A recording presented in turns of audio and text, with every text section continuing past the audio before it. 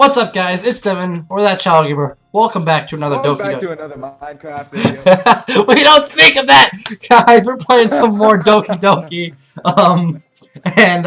we're gonna get right back into this. Yeah, so he was just making a joke right before I started this video. I made a little blooper. That I accidentally said Minecraft. So we're gonna get back into this then. Devin. Oh, by the way, guys, I'm using my webcam mic now, so if it's a little more echoey around me, that's why. Devin!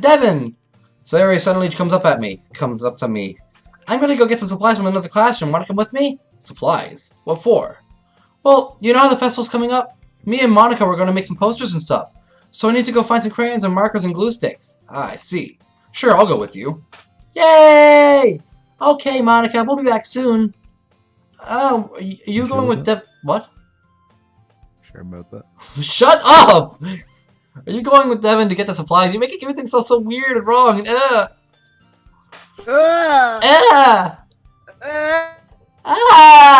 There's no reason to trouble yourself. I'd be happy to go with him. Oh,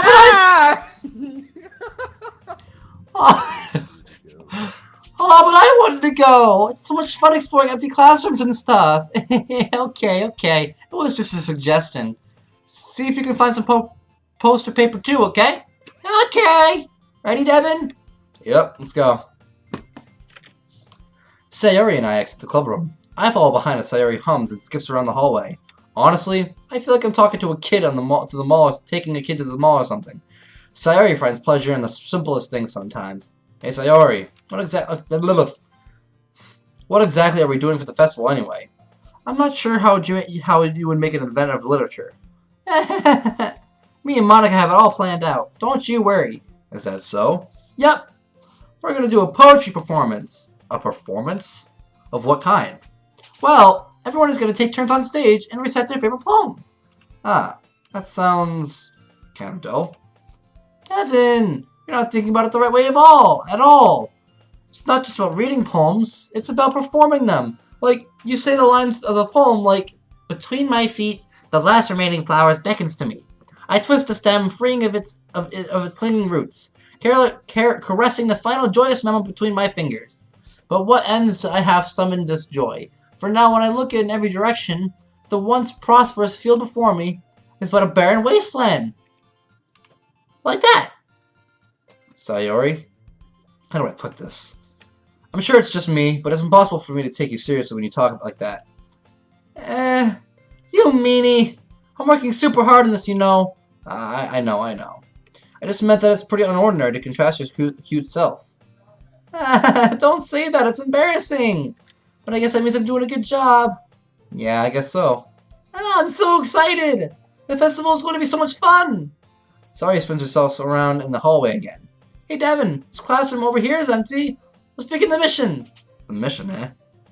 It's been a long time since I've spent this time like this, or with Sayori like this. But in the end, she hasn't changed one bit. She's nothing but a ball of sunshine, drawing happy vibes from the world around her. It's a pretty nostalgic feeling for me. As the years went by, I began to hold myself up in the room more and more. So, going adventuring with Sayori brings up the special sort of feeling I had in me. The two of us enter the classroom. Sayori's heads straight to the closet, and I follow. Let's see what we have in here. Crayons! Sayori pulls a box of crayons off the shelf. They're the best brand too. They're kind of dirty though. Sayori starts pulling various crayons out the box, reading the color names. All right, that's one down. Don't get distracted. We still need to find. Wait, I'm looking for my favorite color. Fine. Then at least move aside so that I can look at the poster paper. I dropped one by accident. Smack. Kya!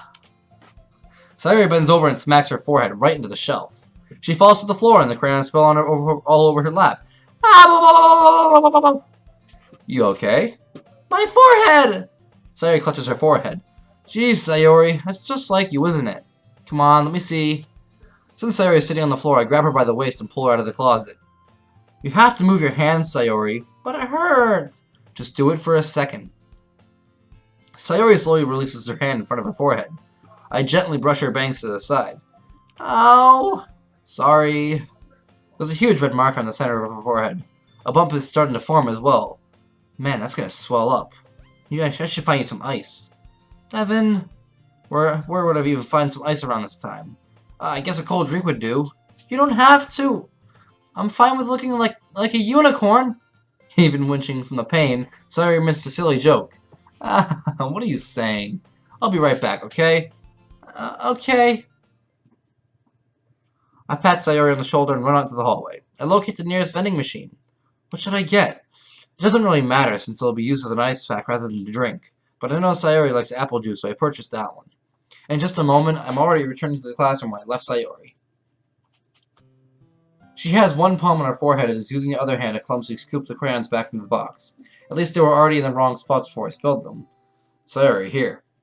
I handed Sayori the bottle of apple juice. It's nice and cold. Sayori opens the cap and starts drinking from it. Sayori, what are you doing? It's for your forehead, idiot. Sorry, I forgot. How hard did you hit your head? Sayori presses the bottle against the bump on her forehead. It stings. Just bear with it. You'll feel better soon. Looks like you cleaned up most of the crayons, so that's good. Hey, Devin. This kind of reminds you of growing up, doesn't it? What do you mean? You know how we used to play outside all the time? I would always try to keep up with you. You were kind of oblivious in some ways, like I usually fell behind or had trouble climbing up the things you did. But sometimes when I tried to do things I couldn't, I would get myself hurt. I'd fall and scrape myself or get a bump. And I would start crying really hard.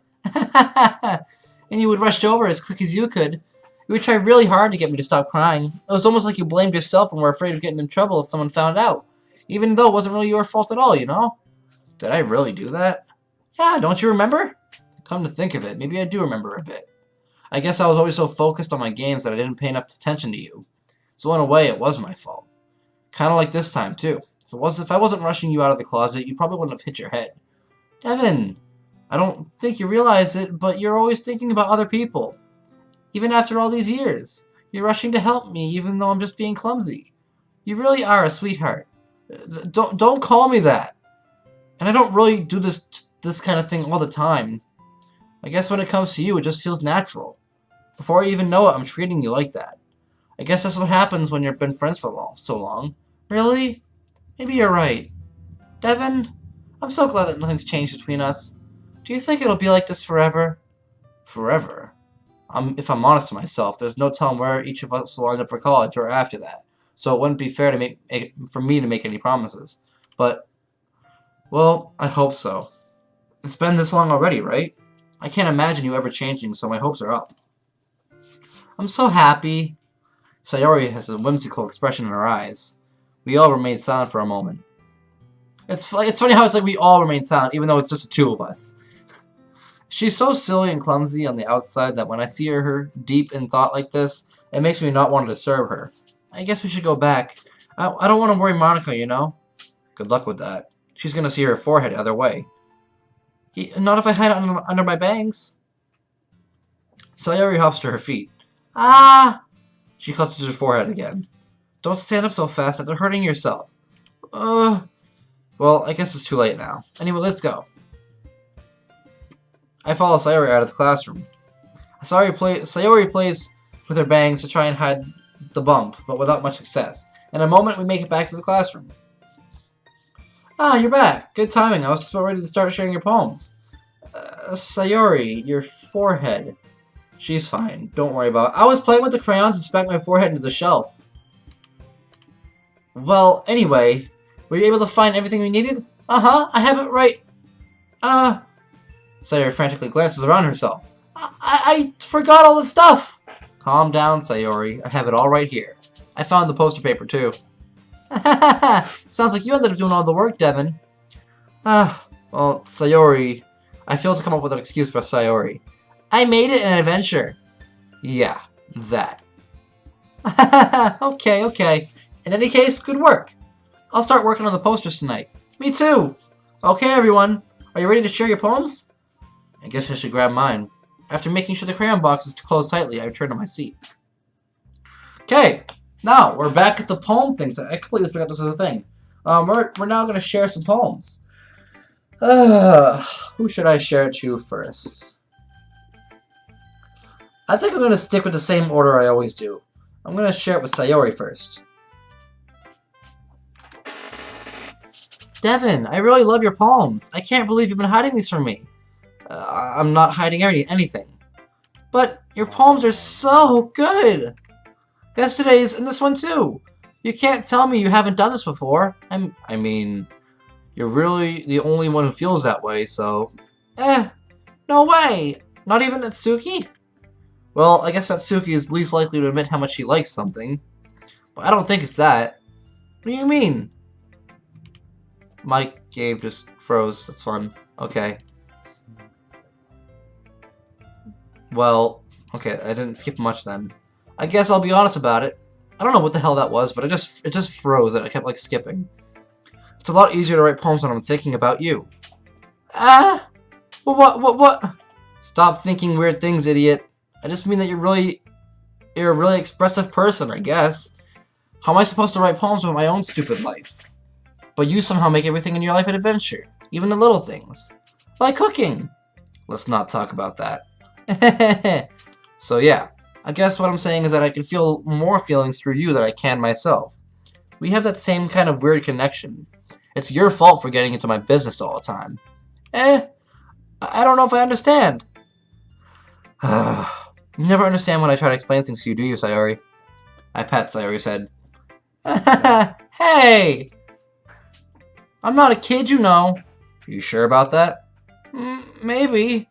Why is my frame rate going so bazonkers? Sayori starts fiddling with her pencil between her hands. Hey, Devin. Will you give me your poem? I kind of want to keep it. Huh? Why? Because, well, it's the first time you've written something for me. What? Apparently I pressed twice, I don't know. Sayori, you completely misunderstood. I didn't write this for you. Are you even listening anymore? Well, whatever. I'll give it to you when we get home. Really? Snap. I broke my pencil! Sayori hastily bends down to pick up the piece she dropped, but being attentive, what? Oh my god, I can't even. Of her surroundings, she bumps right into me. Sorry. It's fine. I'll get it for you. I bend down and pick up the broken pencil. Sayori clutches her desk beside her to support herself, knees shaking. I'm a little clumsy today.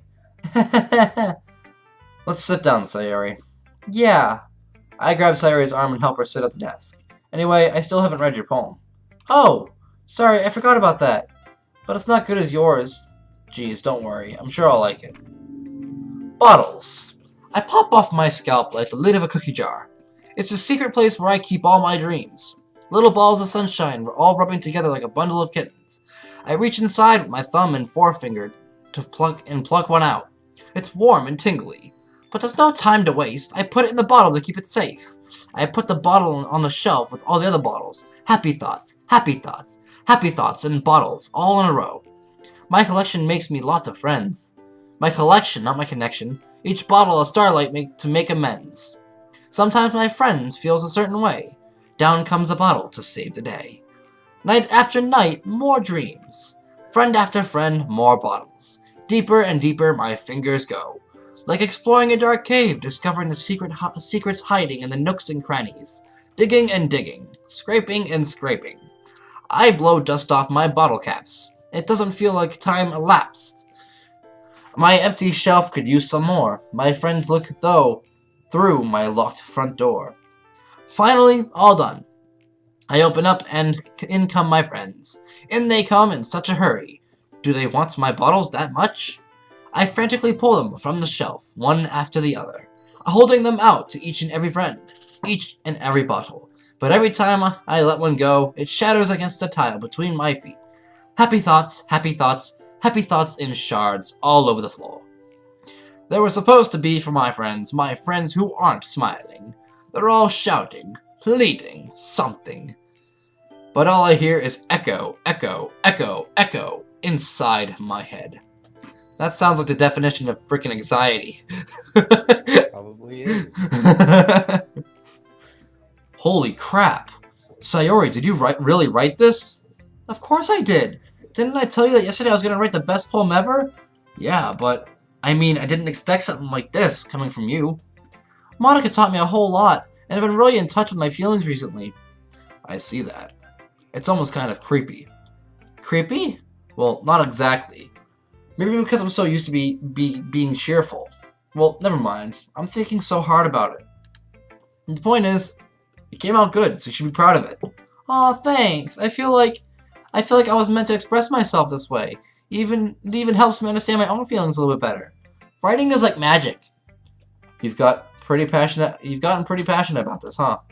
I hope you keep it up. Yeah, writing is the best. I'm gonna keep writing until I die. Don't get ahead of yourself.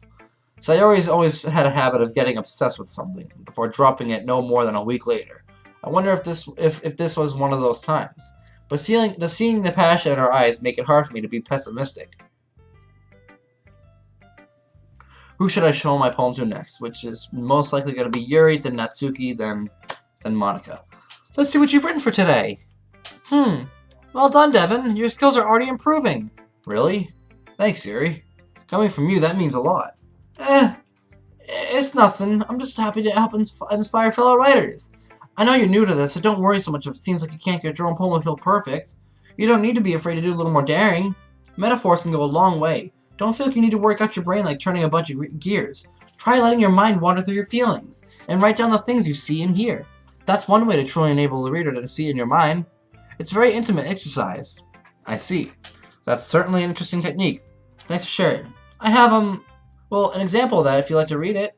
Of course. Is this the poem you wrote for today? Yuri nods and timidly hands me her poem. The Raccoon. It happened in the dead of night while I was slicing bread from a guilty snack. My attention was caught by the scuttering of a raccoon outside my window. That was, I believe, the first time I noticed my strange tendency as an ordinary human. Wow, that's the same word that I couldn't read in the poem when you were reading it. I gave the raccoon a piece of bread. My subconscious well aware of the consequences. Well aware that a raccoon that is well fed will always come back for more. The enticing beauty of my cutting knife was the symptom. The bread. My hungry curiosity. The raccoon. An urge. The moon increments its phase and reflects that much more light off my cutting knife. The very same light that I hate this handwriting. The very same light that glistens in the eyes of my raccoon friend. I slice the bread, fresh and soft. The raccoon becomes excited. Perhaps I'm merely projecting my emotions onto the. No! Frick! Can I see that again? What? No! I missed the poem. I'm so sorry, guys.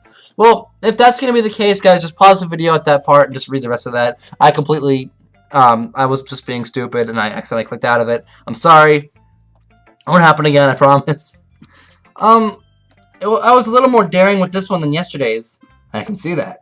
It's a lot more metaphorical. I don't know if it's my fault, but I can't begin to imagine what this poem is about. That's right. It's a bit closer to my preferred writing style, using the poem as a canvas to express vivid imagery and conveying emotions through them. Yeah, if I take it at face value, then I can't even figure out what it's supposed to mean. Well, I think that it's something that different people can relate to in their own way. I wanted to express the way it feels more for me to indulge in my more unusual hobbies.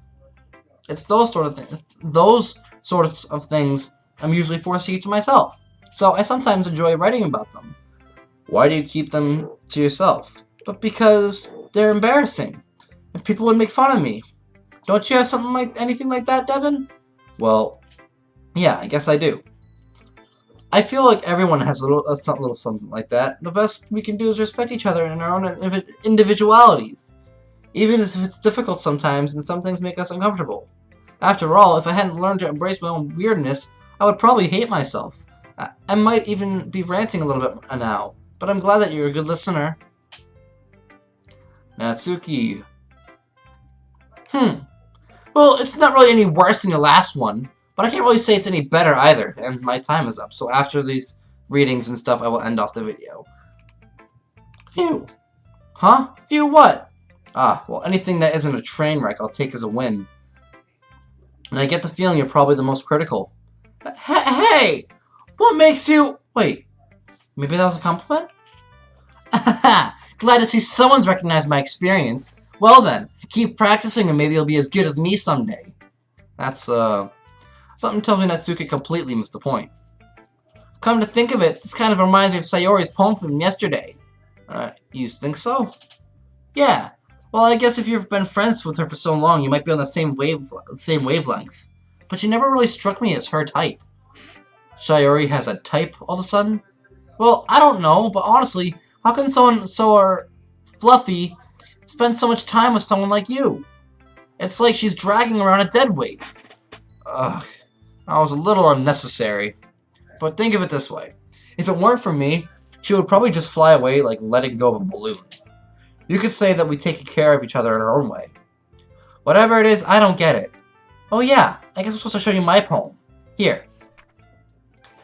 Amy likes spiders. You know what I heard about Amy? Amy likes spiders. Icky, wriggly, hairy, ugly spiders. That's why I'm not friends with her. Amy has a cute singing voice. I heard her sing my favorite love song. Every time she sang the chorus, my heart would pound to the rhythm of the words. But she likes spiders. That's why I'm not friends with her. One time I hurt my leg really bad. Amy helped me up and took me to the nurse. I tried not to let her touch me. She likes spiders, so her hands are probably gross, and that's why I'm not friends with her. Amy has a lot of friends. I always see her talking to people. She probably talks about spiders, though. What if her friends look like spiders, too? That's why I'm not friends with her. It doesn't matter if she has other hobbies. It doesn't matter if she keeps it private. It doesn't matter if it hurts anyone. If it doesn't hurt anyone. It's gross. She's gross. The world is better off without spider lovers. And I'm gonna tell everyone. Not bad, right? It's quite a bit longer than yesterday's. Yesterday's was way too short. I was just warming up. I hope you didn't think it was the best I could do. No, of course not. Anyway, the message is pretty straightforward in this poem. I doubt I have to explain it. Sometimes you can explain complicated issues with much simpler analogies, and it helps people realize how stupid they're being. Like, anyone would agree on the subject that this poem is an ignorant jerk. Do you know people like that? Of course. It's about how everyone thinks That doesn't matter. It can be about anything. I wrote it to be easy to relate to. Everyone has some kind of weird hobby or guilty pleasure. Something that you're afraid of people if people find out, they make fun of you or think less of you. But that just makes people stupid. Who cares what someone likes, as long as they're not hurting anyone and it makes them happy? I think people really need to learn to respect others for liking weird things. Huh, that's funny. Yuri wrote about the similar thing today. Did you just say Yuri? Yeah. She said her poem was about an unusual hobby of hers. I didn't really get it, but she said something similar to you. She said that people shouldn't make each other feel insecure about these things. Really? Well, I mean, Yuri's pretty weird, so I wouldn't doubt that she has some weird hobbies. Not that there's anything wrong with that. It's not like I would judge her or anything. Natsuki has trouble finding words. I guess I should try not to be so mean to her. If she feels insecure about her weird behaviors and stuff, I mean, I always hate people who make me feel insecure, and Yuri made me feel insecure yesterday, but by the way you put it, it sounds like she learned her lesson. Well, I would say so. Even if her writing style is really different, I'm sure she'll appreciate the message in your poem. It's what I do best, after all. Even if I don't like writing unless there's a good message to take away from it. Like, conveying emotions is important, but I want to make people think, not just feel. Remember that. I'm going to write a good one for tomorrow, so look forward to it. And last but not least, Monica. This is going to be so long. Hi again, Devin. How's the writing going? Alright, I guess. I'll take that, as long as it's not going bad. I'm happy that you're applying yourself. Maybe soon you'll come up with a masterpiece. I wouldn't count on that. You never know. You want to share your poem, what you wrote for today? Sure, here you go. I give my poem to Monica. Alright. It's pretty good. It makes me think of Sayori, like the other one you wrote. You two are like the dynamic duo. That's kind of exaggerating it. Yeah, probably. But you do spend a lot of time with her even in this club, don't you? Then again, I don't blame you for being a little shy. I'm not shy, I'm just teasing. I know it takes a bit of time to make friends with everyone, but Yuri and Natsuki are super interesting people, so don't be afraid to give them their share of time. And you can talk to me every now and then too. It's not like I'm not like unapproachable or anything, am I? No, it's nothing like that. I'm just still used to getting to being here, that's all. Yeah. I'm sorry if I was putting pressure on you or something. I didn't really mean it like that. No, don't worry. I get what you're saying. Well, alright. But anyway, you want to read my poem now? Were you saying something? Okay. Okay. I like the way this one turned out, so I hope you do too. Alright, let's take a look. Save me. The colors, they won't stop. Bright, beautiful colors. Flashing, expanding, piercing. Red, oh my god. Red, green, blue. An endless cacophony of meaningless noise. The noise, it won't stop. Violent, grating waveforms. Squeaking, screeching, piercing. Sine, cosine, tangent. Like playing a chalkboard on a turntable. Like playing a vinyl on a pizza crust. An endless poem of meaningless. Load me. It's even more abstract than your last one, huh? I guess it's just the way I write. I'm sorry if you don't like it. No, I never said that. It's just kind of the thing that I've never really seen before, I guess. I kind of like playing with my space on the paper. Choosing where and how to space your words can totally change the mood of the poem. It's almost like magic. The way I wrote the lines really short makes it feel like they're trying to speak over the noise. I see. It's still hard for me to tell what it's about though. Sometimes asking what a poem about isn't the right question. A poem can be abstract as a physical expression of a feeling, or a conversation with the reader. So putting it in that way, not every poem's about something. Anyway, here's Monica's writing tip for the day. Sometimes you'll find yourself facing a difficult decision. When that happens, don't forget to save your game. You'll never know when you might change your mind, or when something unexpected may happen. Wait, is this stuff even about writing? What am I even talking about? That's my advice for today. What? There goes the fourth wall. Yep, there goes a big fourth wall. Freaking saving. In fact, now that she said that, I'm going to save my game. And we're going to actually end off here. So, with that being said, thank you guys so much for watching this video. If you liked it, smash that like button. Oh my god. Subscribe if you do. I'd love it if you hit the channel. Guys, check out my Discord. Come meet me outside of YouTube. It's going to be a fun time for all. Guys, hope you guys enjoy this video as much as... Yeah, come meet me outside of YouTube. Where are they going to meet you? Meet me at the Eiffel Tower. Oh, you're I'm going to France now. Alright, guys. France. I will see you guys in the next one. Goodbye.